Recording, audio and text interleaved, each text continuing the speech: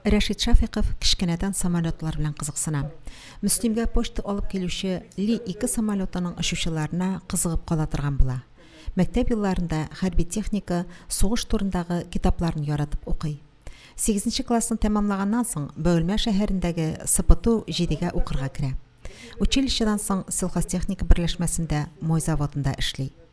Балачак хыялы аны Оренбург шәһәрендәге хәрби очучылар әзерләүче училищега алып килә. Ләкин ул елны укырга керә алмый.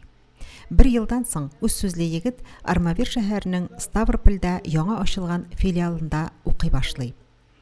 Уку йортын тәмамлаганнан соң Купино шәһәрендә 8 ел очучы инженер булып хезмәт итә. Соңрак маршал Жуков исемендәге хәрби команда академиясендә белем ала.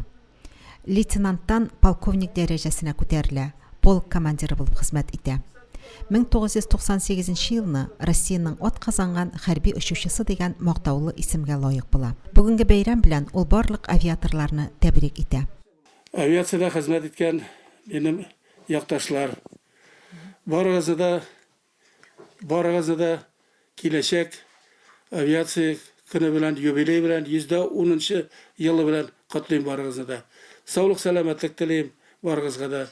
Уңышлар телим. Барыгыз тормышларыгыз мол булсын, рәхәт яшәгез, күңелле яшәгез. Рәшит абыйның үзенә дә сәламәтлек, озын гомер телибез. Безнең җирлектән минем һөнәрне үз итүчләр булсын иде, дип хыяллана очучы. Найля Салахова, Динар Нуртинов, Мөслим телевидениесе.